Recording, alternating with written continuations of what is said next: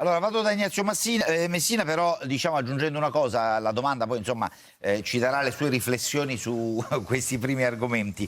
Angelo Rughetti, che è un deputato renziano, era il relatore credo in commissione bilancio, no, del Salva Roma, a proposito del Capo dello Stato però muove delle critiche, dice: lo dico molto sommessamente, un'intervista oggi all'Unità, siamo andati molto oltre la Costituzione, il Presidente della Repubblica ha il potere di rinviare dei testi alle Camere con l'invito a rivederli. Questa sarebbe la via maestra invece di dire brevi mano al Premier di ritirare il decreto.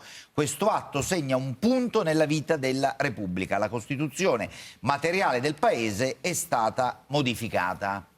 Io sono stato molto buono e ora, ascoltando anche Rughetti, però ti istiga a intervenire notevolmente. Cioè il tema sembra quasi qui e ci si voglia occupare non del problema, ma di chi interviene per cercare di risolverlo sostanzialmente. Cioè il decreto Salva Roma non ha precedenti nella storia del nostro Paese. Cioè un decreto, dopo aver ottenuto la fiducia, viene ritirato, a dimostrazione che non andava bene, però probabilmente non è che bisogna prendersela con chi l'ha ritirato, bisogna prendersela con chi l'ha fatto quel decreto. E quando il Salva Roma, veniva detto prima, ha dei contenuti che sono di fatto delle marchette. Noi avevamo prima la legge Mancia, che continua a esserci, nessuno ha pensato di toglierla. Il Salva Roma è stata la legge Mancia 2, un tentativo di fare dell'altro. Di Salva Roma c'era ben poco. Questo dimostra che non c'è un'idea di paese. Qualcuno prima diceva: la politica, la novità è che deve imparare ad ascoltare, e io credo che però la politica debba avere la capacità di proporre innanzitutto, perché è troppo debole il fatto di ascoltare. Ben venga l'ascolto dei cittadini, ma tu ai cittadini qualcosa la devi proporre se fai politica, se ti candidi a governare un paese. Quello che manca nel nostro paese è proprio questo, un'idea di paese. Qualcuno diceva prima, secondo me con una conoscenza marginale del fenomeno: non è vero o è parzialmente vero che ci sono delle lobby potenti all'interno del Parlamento. Ci sono le lobby potenti all'interno del Parlamento e la dimostrazione è stata data coi giochi e col gioco d'azzardo. Devo dire, noi dell'Italia dei Valori siamo stati i primi, poi stanno cavalcando tutti, ma ben venga, perché il problema è importante e quindi va affrontato, quindi nessuno vuol mettere un cappello. Noi abbiamo presentato un disegno di legge di iniziativa popolare per eliminare le slot e i giochi online in Italia, che sono una piaga, una vergogna.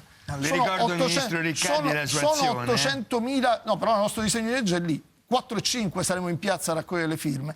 Il tema è quello che mentre noi siamo a fianco dei cittadini per eliminare una piaga, 800.000 persone sono dipendenti in Italia da ludopatia, 2 milioni di persone che si rovinano, cioè di questo parliamo. Dall'altra parte il Parlamento, ma già prima era intervenuto, vi ricordate il decreto del fare? C'era scritto che nel decreto del fare venivano abbonati 2,5 miliardi di sanzioni alle 10 concessionarie dei giochi. E voglio dire, se non è lobby questa... Anche questa però, scusate. Oggi interviene... Io ho qui la voce critica della Fiammelli. Ma sarà critica ma quanto vuole, però a me non risulta... Quando eravate al governo, col governo di centrosinistra, le entrate dei giochi ve le prendevate volentieri, come se le prese volentieri il governo di centrodestra. Ma non è vero, perché non c'è una lira e quindi anche le entrate dei giochi servono. Adesso lo dico brutalmente. Non è così, perché quello che dimostriamo è che dai giochi lo Stato incassa circa, c'è un giro d'affari di 100 miliardi, quindi immaginate un po', 10 concessionarie, 100 miliardi, c'è la criminalità organizzata che è abbastanza interessata, diciamola così. Dall'altra parte rimangono in cassa soltanto 6 miliardi. E di questi tempi, voglio dire. Sì, ma di questi tempi. Ma io domando: quanto costa curare e assistere 800.000? Quali sono le ricadute sociali? È soltanto una... No, non è ricaduta sociale, c'è un costo, anche, no? C'è anche un costo per curare 800.000 persone presso le strutture sanitarie nazionali. Allora, la dimostrazione è che alla fine non è un'entrata vera, è un'entrata falsa, è una partita di giro che serve per fare manovre di bilancio. Allora si interviene con serietà, non agevolando i giochi. L'ultima, nel decreto Salva Roma, addirittura si pensa di penalizzare i sindaci e gli amministratori che contrastano il gioco, a dimostrazione che alla fine credo che la lobby ci sia. Allora, o c'è un'idea di paese che la smette di favorire lobby e poteri forti e si indirizza seriamente a fianco dei cittadini per risolvere i problemi, oppure non c'è niente da fare. Quando si parla di lavoro, che è la priorità del paese, bisogna creare posti di lavoro, non favorire chi si trasferisce all'estero. Questo è il tema. Però è chiaro che devi creare le condizioni. Mi fa piacere che Renzi, poi bisogna andare a leggere i contenuti ovviamente, diceva Ferrero, ma che Renzi pensi a uno Job Act.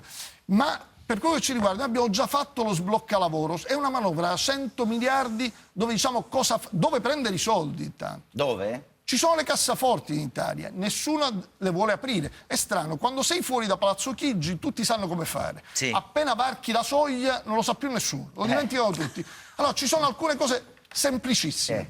Primo, c'è un'evasione fiscale a 120 miliardi di euro l'anno. Noi facciamo una proposta semplice, mi inimicherò molti italiani, ma quelli onesti, quelli che pagano le tasse non temono, credo che abbiano interesse ad avere un beneficio dal fatto che tutti paghino le tasse. Moneta elettronica per i pagamenti oltre 100 euro. Punto. Addirittura volete abbassare così tanto la soglia? Certamente sì, perché guardi, il pensionato, il lavoratore, con 100 euro ci paga il giornale, ci fa la spesa, non ci sono grossi problemi. Oltre i 100 euro, a quel punto moneta elettronica, si eliminano ovviamente le commissioni, e a quel punto tutti avranno pagato le tasse. Incide 50 miliardi di euro l'anno. Se voi immaginate che un miliardo... tanto adesso, perché se no diventa uno spot della campagna elettorale. Ma non è uno spot, ma perché vi fa molte cose sono serie, ma non diciamo la cosa semplice, benissimo, perché se no... il governo Monti aveva fatto i 100 euro. La cosa strana... Ci ricordava che il governo Monti aveva proposto. Ha dovuto cambiare. E noi siamo stati favorevoli. Una cosa che il governo Monti aveva già fatto e il ministro Riccardi a lavorare sulle slot machine e le lobby ci stanno.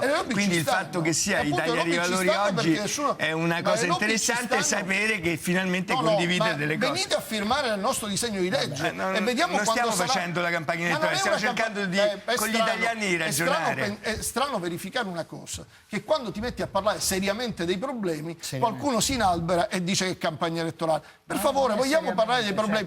Posso dirti una cifre così, guarda, io parlo con seriamente. D'accordo. Scusa, però se facciamo le cifre a caso, ma non sono cifre a caso. Miliardi di ma facciamo a sapere ma non sono cifre a caso. Ma non sono cifre solo con le carte, con la moneta elettronica. Ma certo, perché abbatti del 50% l'evasione. Altra cosa, e questi sono soldi certi, va bene? Sono soldi certi. Ci sono 180 miliardi, non lo diciamo noi, depositati in Svizzera da italiani che ovviamente hanno evaso le tasse. Sì, Letta ha detto che se ne occuperà adesso della ripresa degli accordi con la mentre Svizzera. già stranamente paesi virtuosi un po' più dell'Italia come la Germania, l'Inghilterra lo hanno già fatto, sono andati in Svizzera, hanno preso i soldi e li hanno tassati al 25%, 23%. L'Italia si è messa in moto per andare a vedere se potrà tassarli al 12%. Perché domandiamo noi? Beh, già abbiamo aumentato, perché la volta eravamo al 5%, scusi, no, perché così poi allora la moneta elettronica, gli accordi con la Svizzera e poi noi presentiamo adesso a gennaio un disegno di legge